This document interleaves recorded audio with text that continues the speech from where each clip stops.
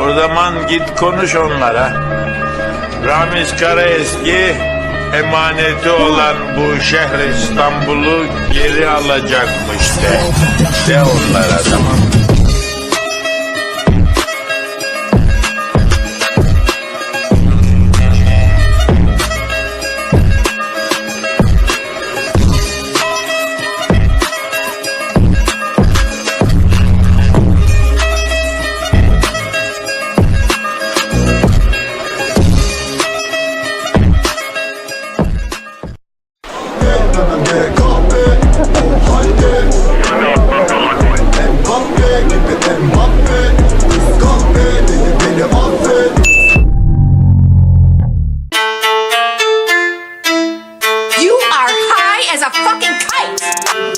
Kıskanma,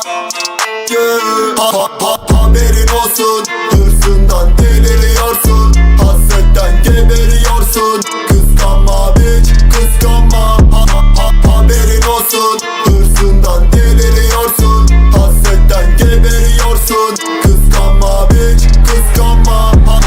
Taktik yok bitch, git çatla. Artık toksik yok anla. Yok hiç his mislama, pis pis öp geç kiss kiss. Havadayım teleferik, let's go gibi indirmeyin yere beni. Okay. Sade binen bunu bilebilir. Kızım sikim çelik gibi nasıl inebilir?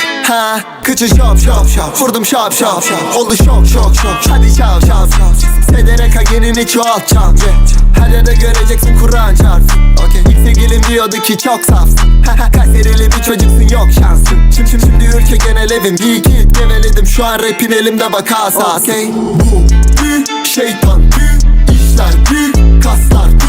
Ama yanımdaki Rus kızların çünkü diyorlar bu çocuk kesin ünlü.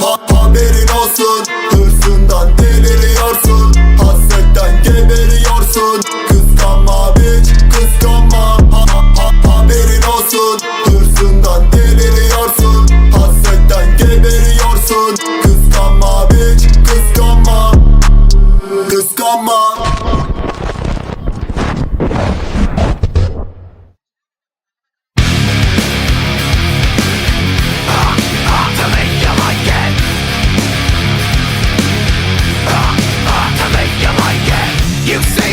Yourself a new sound. The shit's loaded and they're ready to go. I'm big too much, just like the old sound. Already heard it for the 100th time.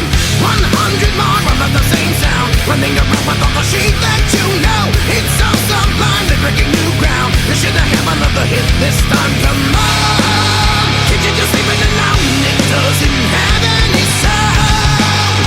Just stop flinging it around and stop pretending to know. It's a countless numbers hunger for worldwide renown. All the pending sons of plunder will roll up their sleeves, all searching for the answers they don't even care to know. Give it to me, you like it. I'm still surrounded by the new sound. I've had enough and I'm ready to go. I'll strangle home throughout the world now. The new obsession will fade into